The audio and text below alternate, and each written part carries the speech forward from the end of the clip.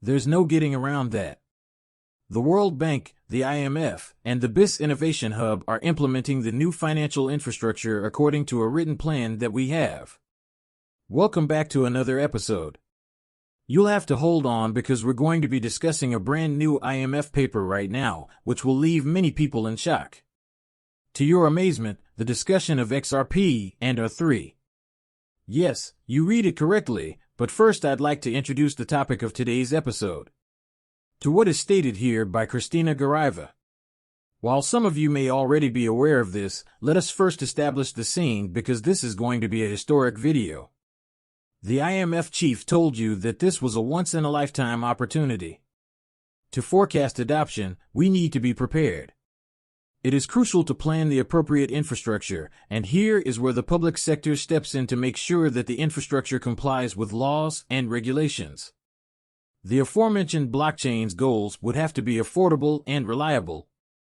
And reliable, it needs to guarantee compatibility between the assets and the trading contracts, organizing the 100 giveaways, $50 each to 2 winners. Users of BINGX exclusively.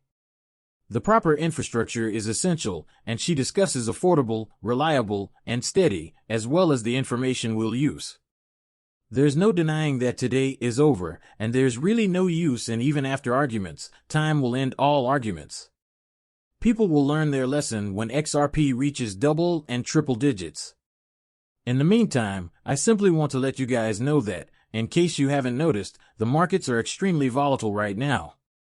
At the moment, I have no positions. This panel, which occurred at the IMF level approximately 4 months ago, discussed remittances. Tito da Silva, who has worked at the IMF for 10 years, is one of the speakers. Is he in this position correctly? He discusses how I'm sure some of you have seen this already. The IMF forewarned us all that Bitcoin wouldn't be able to handle the trillions. Bitcoin failed terribly. Cross-border retail payments are thought to be low, expensive, and opaque, according to BIS and the FSB. Additionally, the G20 just approved a roadmap for improving cross-border payments in 2020, therefore, there appears to be there's not a better environment for examining fintech's disruptive effects. Therefore, if fintech is upending the banking system, it ought to be seen in the remittances market, right? Remarkably, there have been a lot of forecasts in recent years regarding the disruption of the remittance market. Many people said that the REM was the reason for the disturbances. Was going to happen soon, so all of these stories included 3 fintech materializations. The first materialization involved Bitcoin and the blockchain, the enabling technology.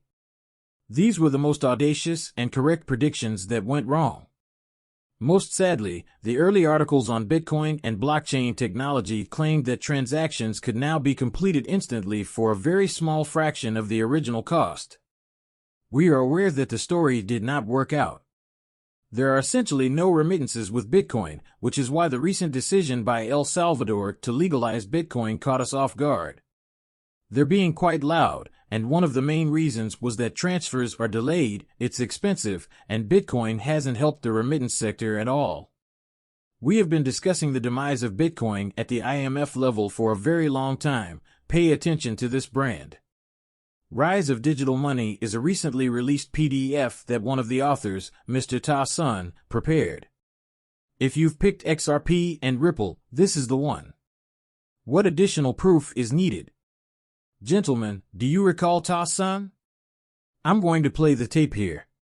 He was on the same panel as Tito da Silva, the guy who looked like an AI when he spoke.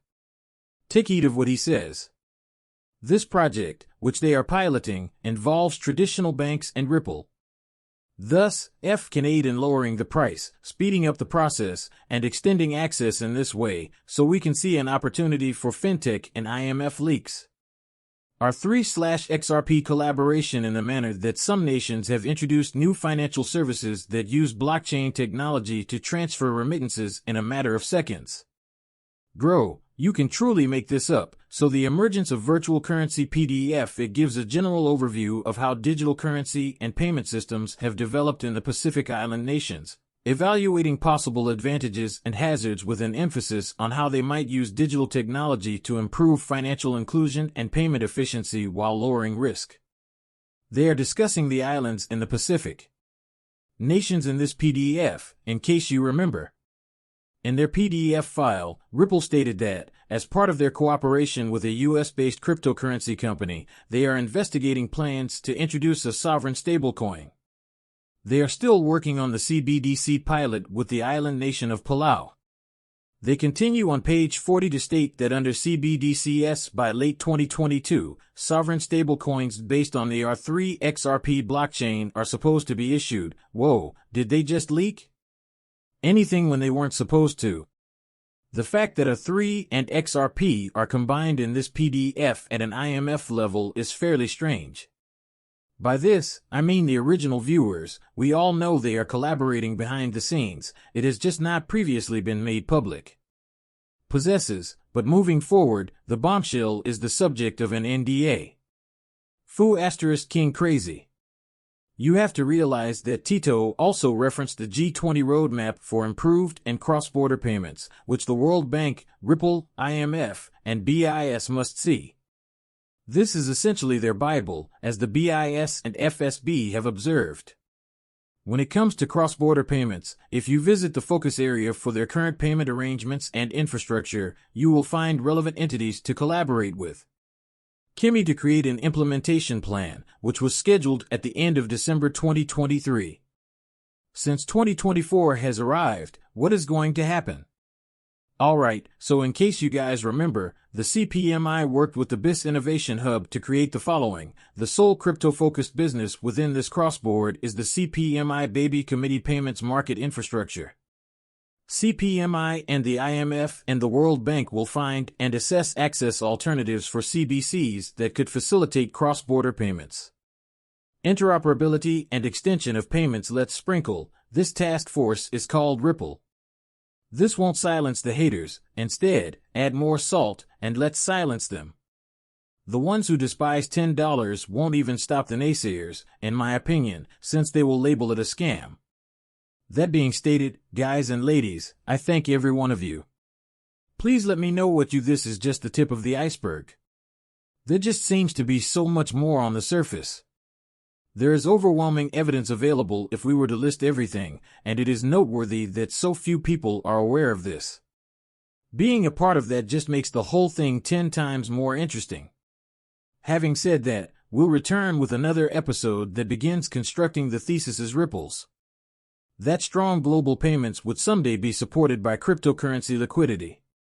Enormous sums of money designed in a ripple to allow people to observe the fiber-based network's advantages include, when the market has sufficiently developed, flip the switch to ODL, and this is precisely what is happening in the switch. I believe you are part of what we're building. Knowing that it's resolving a genuine issue, I consider all of the tokens. Anyone would comprehend the utility, in my opinion. If actual value and usefulness are being provided to actual customers, the token will have value.